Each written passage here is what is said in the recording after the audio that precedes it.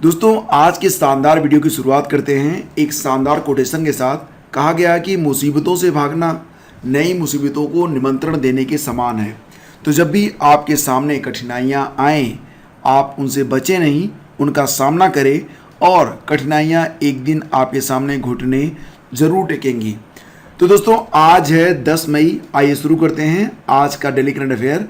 और आज का वीडियो बहुत ही शानदार होने वाला है। एक नया टॉपिक आपको मिलेगा आज की वीडियो में, और वो है आज से हम लोग प्रतिदिन 10 प्रश्न स्टैटिक जीके के भी हल करेंगे, और वो भी बिल्कुल शुरू में। तो सबसे पहले स्टैटिक जीके के ये 10 शानदार प्रश्न, इसका उत्तर आपको नीचे कमेंट बॉक्स में बता देना है, और जस्ट इसी के बाद हम आपको इसका आंसर भी बताएंगे, और फिर रिवीजन होगा कल के प्रश्नों का, और फिर आज के जो प्रश्न हैं उसको हम आगे पढ़ेंगे। तो पहला क्वेश्चन है, रेडियो एक्टिव विकिरण की गणना किस यंत्र से की जाती है? क्या आप बता सकते हैं? रेडियो एक्टिव विकिरण की गणना किस यंत्र से की जाती है? अगला क्वेश्चन, भारत के किस शहर को tree city of the world के रूप में मान्यता मिली है? आप नीचे जो है जो कमेंट बॉक्स है उसमें आप लोग एक ही जगह पर कमेंट करते जाइए, ताकि बाद में मैं उसे देख सकूं। 1857 के विद्रोह में लखनऊ का नेतृत्व किसने किया था? ये बताना है आपको। 1857 के विद्रोह में लखनऊ से किसने नेतृत्व किया था? अगला क्वेश्चन, भारत का सबसे बड़ा चिड़ियाघर कहाँ पर स्थित है? सबसे बड़ा चिड़ियाघर कहाँ है? किस राज्य में विधानसभा के सदस्यों की संख्या सर्वाधिक है? ये हो गए 5 प्रश्न। 5 प्रश्न और हैं। किस नदी को बंगाल का शोक कहा जाता है? अगला क्वेश्चन, वर्ष 1940 में किस राज्य में वारली का विद्रोह हुआ था? वारली का विद्रोह, इसको वर्ली का विद्रोह भी कहते हैं। कर्नाटक में वीराशैव आंदोलन के आरंभकर्ता कौन थे? रिसर्च एंड एनालिसिस विंग यानी कि रा की स्थापना किस वर्ष हुई थी? और एसेस टेस्ट सीरीज किन 2 देशों के बीच खेला जाने वाला सीरीज है? तो ये 10 प्रश्न हैं, और उम्मीद करता हूँ कि मॉडरेट लेवल के क्वेश्चन हैं, बहुत अधिक कठिन नहीं है। तो कम से कम 5 प्रश्नों के उत्तर अगर आप दे पा रहे हैं तो आपकी तैयारी काफ़ी अच्छी है। फिलहाल इनको हम आंसर करते हैं। रेडियो एक्टिव विकिरण की गणना किस यंत्र से की जाती है? तो यह यंत्र होता है गीगर मूलर काउंटर, इसको कहते हैं गीगर मूलर काउंटर। और भारत के हैदराबाद शहर को tree city of the world के रूप में मान्यता मिली है, ये मैंने आपको पढ़ाया था। 1857 के विद्रोह में लखनऊ से नेतृत्व किया था बेगम हजरत महल ने। और भारत का सबसे बड़ा चिड़ियाघर ये जूलॉजिकल गार्डन है, जो कि कोलकाता में स्थित है, पश्चिम बंगाल में। और किस राज्य में विधानसभा के सदस्यों की सर्वाधिक संख्या है? तो ये है उत्तर प्रदेश में। संख्या है 403 और 1 एंग्लो इंडियन, यानी कि कुल मिला के 404।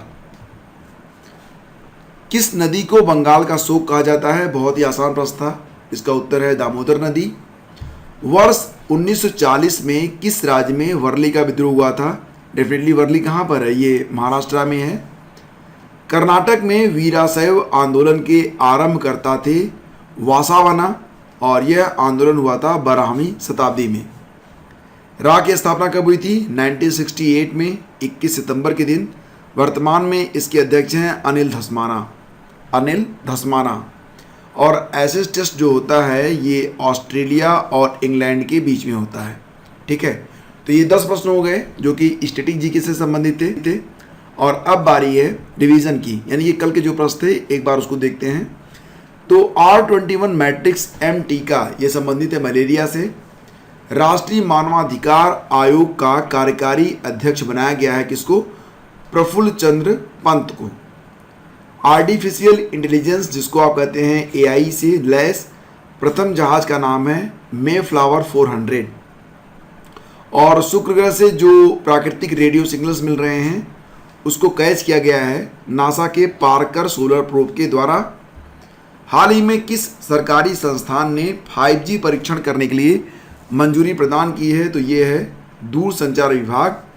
सीमा सड़क संगठन का 61वां स्थापना दिवस अभी हाल ही में 7 मई को मनाया गया। इसकी स्थापना कब हुई थी? 1960 में हुई थी, 1960 में। अलाइन पैच ग्लोबल विजन पुरस्कार से सम्मानित की गई हैं जम्मू कश्मीर की पूर्व न्यायाधीश गीता मित्तल जी। विश्व स्वास्थ्य संगठन ने हाल ही में किस देश की साइनोफार्म वैक्सीन को इमरजेंसी यूज को मंजूरी दी है? तो साइनोफार्म वैक्सीन कोविड की वैक्सीन है जो कि चाइना ने बनाई है, तो चीन इसका उत्तर है। और बच्चों के इस्तेमाल के लिए फाइजर की वैक्सीन को अप्रूवल देने वाला देश बन गया है कौन सा देश? कनाडा। ठीक है, अब बारी है आज के प्रश्नों की, आइए शुरू करते हैं। हाल ही में किस संस्था ने DRDO द्वारा विकसित कोविड रोधी दवा, इसको आप 2DG के नाम से जानेंगे, 2-डीऑक्सी डी ग्लूकोज, ठीक है, डीऑक्सी डी ग्लूकोज याद रखना, 2DG ये दवा निश्चित रूप से अगर अपने उद्देश्य में सफल होती है तो आने वाले दिनों में भारत में एक बहुत बड़ी क्रांति होने वाली है कोविड-19 बीमारी में, क्योंकि यह पाउडर के फॉर्म में बनाई गई DRDO के द्वारा एक ऐसी दवा है जिसे जब मरीज लेंगे तो वो तेज़ी से रिकवर हो सकेंगे और मतलब काफ़ी फ़ायदेमंद दवा होगी। इसको अभी हाल ही में DCGI के द्वारा इसे मंजूरी प्रदान की गई है। ऑप्शन सी, DCGI क्या होता है? Drugs controller general of India. और वर्तमान में DCGI हैं कौन? तो ये हैं डॉक्टर VG सोमानी, ठीक है, याद रखना। इसका हेडक्वार्टर है DCGI का नई दिल्ली में। और DRDO द्वारा विकसित यह दवा ऑक्सीजन पर मरीजों की जो निर्भरता है उसको कम करती है और मरीजों के स्वस्थ होने की दर को बढ़ा देती है। काफ़ी अच्छी दवा है। हाल ही में चर्चा में रहा वायरस B.1.617 किस बीमारी के लिए जाना जाता है? तो ये कोविड बीमारी के लिए जाने जाने वाला जो वायरस है उसी का नाम है B.1.617। तो सही जवाब ऑप्शन सी है, यानी कि कोविड-19। तो यह एक बहुत ही खतरनाक प्रकार की बीमारी है, आप जान रहे हैं, वायरस के द्वारा होती है। इसका जो दूसरा म्यूटेंट पाया गया है उसी को नाम दिया गया है B.1.617, इसको आप याद रखना।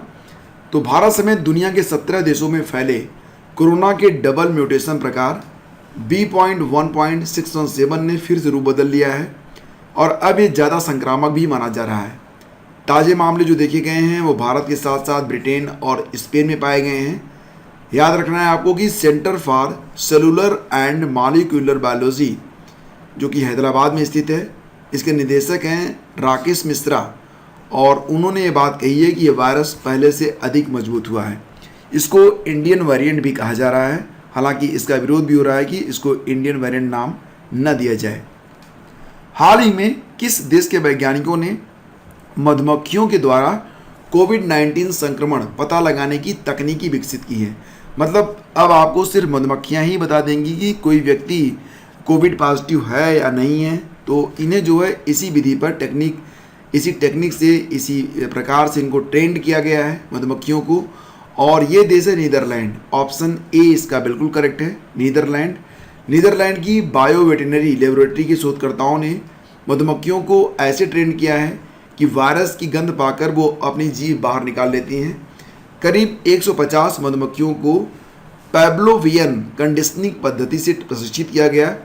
उन्हें हर बार वायरस की गंध का सामना करने पर शक्कर का पानी दिया गया, लेकिन बिना वायरस के नमूने के साथ उन्हें कुछ नहीं दिया गया। इससे उन्हें वायरस की गंध मिलने पर जीभ निकालने की आदत हो गई। फिर गंध मिलने पर, शक्कर का पानी न मिलने पर वो जीभ निकालने लगी। तो आपने पढ़ा होगा शिक्षा शास्त्र में, इस प्रकार के उदाहरण आपको मिलते हैं एजुकेशनल साइकोलॉजी में, ठीक है। और ये जो विधि है ये 95% कारगर भी मानी जा रही है। आगे बढ़ते हैं, अगला क्वेश्चन लेते हैं जो कि बहुत ही इंपॉर्टेंट है। क्वेश्चन होगा कि गूगल फोटोज किस तारीख से फ़ोटो और वीडियो स्टोर करने के लिए अनलिमिटेड की जगह सिर्फ 15 GB स्टोरेज देने की योजना बना रहा है? आप स्मार्टफोन ज़रूर यूज़ करते होंगे। स्मार्टफोन यूज़ करते समय जो भी फ़ोटोज़ आप उसमें मतलब क्लिक करते हैं तो आप चाहें तो ये सारे फ़ोटोज़ आप जो है गूगल फ़ोटोज़ पर सिंक कर सकते हैं। वहाँ पर सारे फ़ोटो आपको अनलिमिटेड स्टोरेज साथ मिल जाते हैं, सारे वीडियोज़ मिल जाते हैं। एक तरीके से जो भी फ़ोटो आप क्लिक करते हैं वो बिल्कुल गूगल ड्राइव में और गूगल फ़ोटोज़ में जाके सेव होता रहता है। लेकिन पहले उसमें जो स्पेस थी, जगह थी, वो अनलिमिटेड थी। 1 जून से ये जो स्पेस होगी वो 15 GB होगी। इसके बाद आपको स्पेस परचेज करना होगा। तो 1 जून इसका उत्तर है। महात्मा गांधी के किस पूर्व निजी सचिव का हाल ही में निधन हो गया है। तो इनको अगर आप पहचान रहे हैं तो ये हैं वी कल्याणम। ऑप्शन बी इसका बिल्कुल सही आंसर है। वी कल्याणम का अभी हाल ही में निधन हो गया है। आपको बता दें कि महात्मा गांधी के पूर्व निजी सचिव वी कल्याणम का मंगलवार को चेन्नई में निधन हुआ है। वी कल्याणम की बेटी नलिनी ने बताया है कि कल्याणम की आयु लगभग 99 वर्ष की थी और वह उम्र संबंधी बीमारियों से ग्रस्त थे। 1943 से लेकर 1948 तक वो गांधी जी के निजी सचिव रहे। 1948 में महात्मा गांधी की हत्या कर दी गई थी। पूर्व में कल्याणम ने यह दावा कर देश को चौंका दिया था कि जब महात्मा गांधी का निधन हुआ तो उनके आखिरी शब्द हे राम नहीं थे। हालांकि बाद में कल्याणम ने कहा कि उनके बयान को तोड़ मरोड़ कर पेश किया गया, यानी कि पहले तो उन्होंने कहा कि हे राम उनके अंतिम शब्द नहीं थे, लेकिन इस पर जब आगे चलकर हो हल्ला मचा तो उन्होंने कहा कि उनके बयान को तोड़ मरोड़ कर पेश किया गया। कल्याणम का जन्म 1922 में शिमला में हुआ था, ये भी आपको याद रखना है। आगे बढ़ते हैं। हाल ही में मदर्स डे मनाया गया, तो कब मनाया गया? आप जानते हैं कि मदर्स डे जो होता है ये मई माह का जो दूसरा रविवार होता है, जो कि 2021 में पड़ा है 9 मई को, तो 9 मई को मनाया गया है अभी हाल ही में मदर्स डे। ठीक है, आपको बता दें कि मई माह का जो पहला रविवार होता है उस दिन लाफ्टर डे यानी कि हास्य दिवस के रूप में मनाया जाता है। तो पहला रविवार लाफ्टर डे होता है, दूसरा रविवार मदर्स डे होता है, ये आपको याद रखना है। मदर्स डे की शुरुआत करने वाला देश भारत नहीं है बल्कि अमेरिका है। इसकी शुरुआत 1908 में हुई थी अमेरिका में। ठीक है, आगे बढ़ते हैं। हाल ही में किस संगठन ने भोजन संकट पर वैश्विक रिपोर्ट 2021 को जारी किया है? भोजन संकट पर वैश्विक रिपोर्ट 2021 ये अभी हाल ही में जारी किया गया है। अगर आप सोच रहे हैं यूएनडीपी के द्वारा, तो नहीं, विश्व बैंक ने भी नहीं, डीआरडीओ ने भी नहीं, ये है जीएनएफसी। ऑप्शन बी इसका बिल्कुल करेक्ट है। जीएनएफसी मतलब global network against food crisis के द्वारा ये रिपोर्ट जारी की गई है और इस रिपोर्ट में ये कहा गया कि 2020 में 155 मिलियन लोगों के द्वारा अनुभव की गई तीव्र खाद्य असुरक्षा को रेखांकित किया गया है। सबसे अधिक जो भूख रही, मतलब भूख से परेशान लोग रहे, वो यमन, दक्षिणी सूडान और बुर्किना फासो के लोग हैं। जीएनएफसी संयुक्त राष्ट्र, यूरोपीय संघ और अन्य एजेंसियों के द्वारा निर्मित एक अंतर्राष्ट्रीय गठबंधन है, ये आपको याद रखना है। आगे बढ़ते हैं। हाल ही में कहाँ पर सबसे पुराना मानव कब्रगाह खोजा गया है?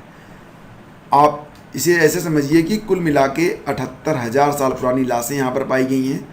एक बच्चे की लाश यहाँ पर मिली है जिसकी तब उम्र 2 से 3 वर्ष रही होगी। तो ये जो सबसे पुराना मानव कब्रगाह है ये कहाँ पर पाया गया? तो ये केन्या में पाया गया। ऑप्शन डी इसका बिल्कुल करेक्ट है, केन्या। तो अफ्रीकी महाद्वीप केन्या में यहाँ पर पंगा ये सईदी नाम है, यहाँ पर पंगा या सईदी नामक स्थल पर गुफा में सबसे पुराने मानव कब्रगाह की खोज की गई है।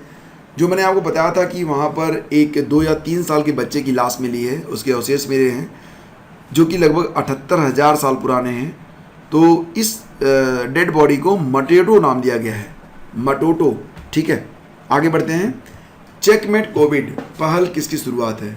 आप समझ रहे हैं चेकमेट शब्द जो है ये शतरंज से संबंधित है, तो इसका उत्तर शतरंज से संबंधित किसी संस्था से होगा। ऑप्शन में सभी जो विकल्प हैं उसमें शतरंज शब्द यहाँ पर कॉमन है।